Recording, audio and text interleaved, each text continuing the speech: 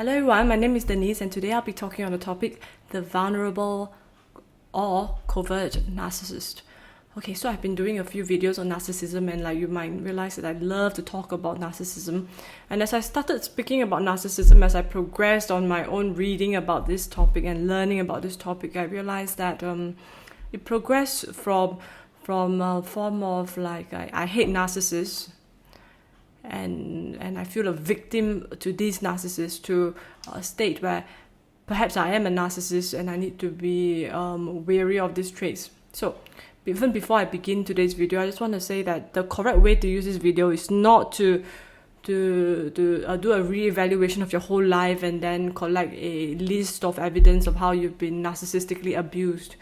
If you use it that way, then you're just going to sink into victim mentality, which is actually a narcissistic trait, which is actually one of the greatest temptations if you've been a victim of narcissistic abuse, is to become a narcissist yourself. Instead, a much better way to use this video is to do a self-evaluation and to be watchful of your own development of narcissistic traits as you're moving ahead along in life, because narcissistic traits, like any other sins, it exists in seed form in you even if it's not fully expressed. So okay, when we think of narcissism, we typically think of a person who's very grandiose, thinking that he is high and above everyone else, more intelligent, more capable, more wealthy. Some of them are indeed all these attributes, some of them are not, but they so-called believe they are, or they portray a persona, wear a mask of success that they actually do not really have, but it's quite convincing. So basically it comes from, I'm going to show the yin-yang sign again. Human beings, we are a mixture of good traits and bad traits, and they are in a balance of each other. I can say that I'm a very selfless person doing my volunteer work and all that, but there is a part of me that is selfish as well. Maybe after working, when I get home, I'll be tired. Might be a great listener at work, but at home I might be very tired. I might want to spend a lot of time alone. I might be neglectful of my kids, of my child, of my husband. So it is always a balance of good and bad traits.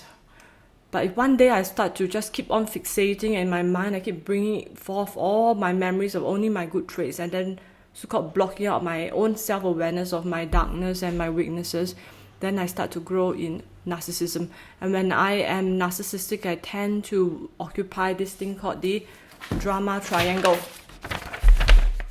I either go around thinking that I'm so nice and pure that I can rescue people, I can save them from their problems with my own strength, or I go around persecuting others that are not as perfect as me, or I become a victim. I'm so good and nice, I'm a victim and so vulnerable, and hence I have no awareness and I have of the darkness of mankind, and hence I am more likely to be a victim of other people, and hence I tend to want to push people away, not to protect them from my own sinfulness and my own character quirks, but to protect myself from them. So that is a typical victim mentality, which is actually very common in the people who are covert narcissists or the vulnerable narcissists.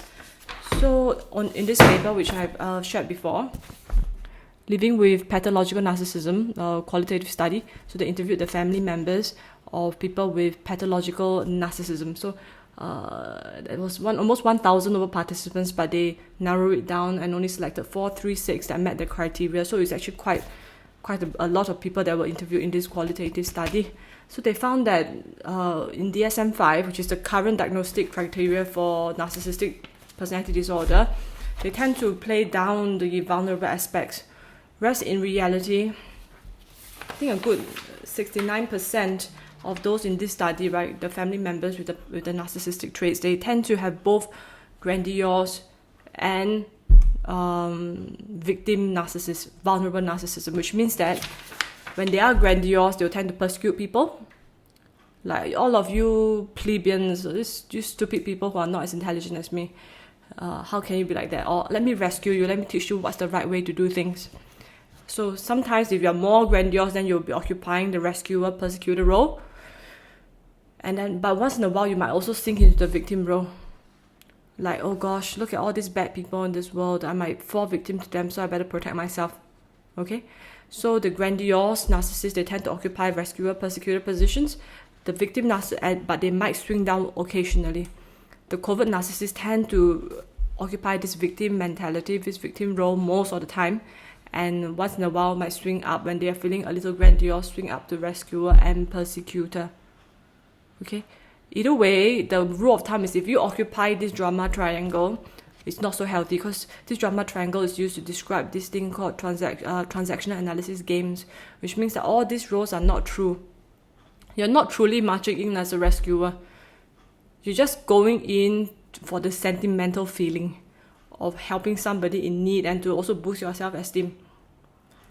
And when you're a persecutor, you're not really persecuting because you also lack that kind of moral backbone and gumption to persecute properly. You're not going to follow through. Once the opportunity comes where you can be a victim or rescuer, you have a quick switch. So you're not going to stay firm on your ground and persecute something that's wrong all the way. You will tend to shift. So that's the characteristic of games rapidly changing. And if you're a victim, you may not stay victim for long. You will eventually go to a persecutor and complain. So anyway, with that said, what are my thoughts about this new breed, or rather this not new because they've been around all this time, this breed of narcissists called the covert narcissist, the vulnerable narcissist? I feel that they are very common, and they comprise of people very much like myself, sometimes very agreeable people who can't draw our boundaries well. So we play this game which is people ask us to do something, we don't really want it, but we still go ahead and do it. And then when we get overly tired and overly burdened, we become the victim and we say that people don't understand me, they always try and take advantage of me. But who is to blame? Me. I'm the one who didn't draw boundaries at first. Right? So what's the remedy of that, of covert narcissism, if you see it in yourself? Is to, if you don't want to do something, you have to be aware of it, aware of your own negative feelings bubbling up, and then just say no. Even if it's going to be there's going to be some conflict involved, don't be conflict avoidant, just say no, rather than to just build up steam until you become a giant volcano, then you explode from a victim mode, right? Victim, you start to accumulate all that steam, and then you become the persecutor. You explode. Don't do that. And if you think about it, right, this inability to draw boundaries and slowly building up victimhood is also a form of grandiosity. You don't know your own limit of how much you can do. Hence, you start taking on too much. So that is also a form of pride. So humility is to know exactly how much, or roughly the thereabouts of how much you can really do and how much you cannot do, and then draw the boundaries. Even if there's a risk of you looking like an incapable person, even if there's a risk of you losing a friendship or two, if you can say no, that is a great sign of humility, and that gets you a bit out of this state of thinking that you're so great you can carry the weight of the world on your shoulders. Okay, what else about vulnerable narcissists? I sense that one of the things I've encountered is that they tend to, if I'm trying to just situate it within myself when I'm in that mode, in the vulnerable narcissist, they tend to resent help that's given, complain and complain and complain, and when there's some help that's being offered, if it is not up to scratch, it will be cast away. And the person who came in as the rescuer will now become the persecutor. It can switch quite quickly. So I'm saying that to be watchful. Please be watchful of that. When you tend to do that, it's time to pull yourself back. I think it's better illustrated through a story. Okay, for example, a young girl, she's been neglected all her life. And also there was some physical, maybe sexual abuse when she was young. Hence she developed narcissistic or even borderline traits. So the vulnerable narcissist really resembles the borderline person because they tend to oscillate. Their view of self and view of others tend to oscillate between a victim to someone grandiose. So okay, anyway, this lady, let's call her Mary. So Mary, she's like that.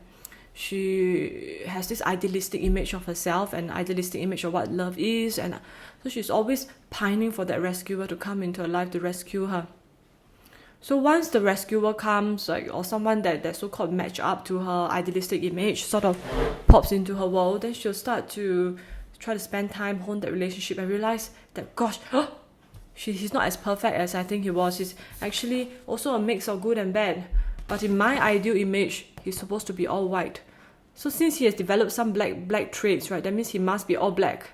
So they are not able to hold both good and bad of a person in their mind at the same time. You're either my rescuer or you are my persecutor. So you shot at me once at home, or you neglected me when I needed you once. So now you are the persecutor, right? So I need to find someone else to rescue me. So they might go around, complain to other people, and then get some kind of sympathy, and then they feel quite good about themselves, because after a while of inhabiting the victim mode, they sort of get enough self-esteem boost, that contingent self-worth, right? A lot of validation, a lot of strokes. Then after that, they start to reminisce the good times again. So they start to view their new boyfriend as someone purely white again. And in that case, they'll start to swing back to their boyfriend. So, as you can see, it's very messy being in a relationship with a covert narcissist. Because you can never properly place them, or they cannot properly place you in their world. They don't know whether you're good or bad. So sometimes they'll treat you really well, sometimes they'll push you away, sometimes they'll draw you in for some kind of intimacy, and then they push you out. So any opportunity for real intimacy is lost. Because in real intimacy, it's like this: I get to know you. At first, we show our good side. That as the months progress, we show some of our bad traits. Then we also show some more good traits, some more bad traits. So eventually, the picture of the person gets clearer and clearer. And the person is able to be fully whole in front of you, fully vulnerable, and you're accepted as a whole. Whereas for people with borderline traits or narcissistic, especially covert narcissist traits, tends to oscillate.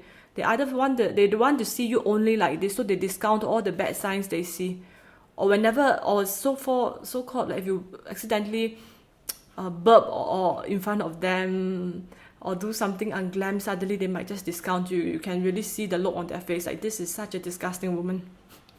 Although that is what everybody do. Everybody burps or farts or what. So you need to accept people's vulnerability. So the same way they hold themselves to the same strict standard, they refuse to let themselves be unglam even for one moment, and hence they can't reveal vulnerability, hence they can't form intimate relationships. Okay, so this video might come across as a little bit of a rambling. I hope that I managed to communicate the message across. My key takeaways are that there's not only one form of narcissist, there's also the other form, not only grandiose, but there's also the vulnerable, which is also the covert narcissism. And in fact, both of them tend to coexist. And if you are the grandiose type, then you tend to occupy positions of rescuer and persecutor more often. If you are the covert type, you tend to occupy the position of the victim more often. But nonetheless, you're still situated on this drama triangle, which means that you'll always be playing games. You'll always find it hard to reach the higher ceiling of connection, which is intimacy, mainly because you cannot reveal vulnerability. You can't handle people's vulnerability. You can't handle your own darkness and vulnerability, and hence you cannot form intimate connections with others. So that sucks. Okay. In conclusion, if you find yourself doing all that, the same remedy, like I mentioned, it's good that you're now aware of it. Make a conscious attempt to reveal some vulnerability whenever you can. And don't be afraid. Do a lot of reality testing. Keep revealing vulnerability. You might realize that by revealing vulnerability, now you become actually more likable. You make more friends. And there's this guy from the School of Life. Can't remember his name, but you can Google the School of Life on YouTube. His main message is always lead with vulnerability. Start a conversation revealing your vulnerability. So I feel that if you have narcissistic traits, or you suspect you may have, that's a great channel to watch, the School of Life. Because if you can only hone one skill in this following year, 2023, which is to reveal more vulnerability, then you are actually taking one step ahead in your journey to overcoming narcissism. And if you think, even at the end of this video, you think that you're not narcissistic, please think again. Narcissism is the personality disorder of our time. Most of us have some traits. Some of us cross over to pathological narcissism. But I don't think anyone can say that I'm purely cured and I'm not narcissistic at all. So it's always good to do a self-evaluation. Okay, that's all for today. Thank you so much. And if you found this video helpful, kindly press like, share, and subscribe. Thank you and God bless.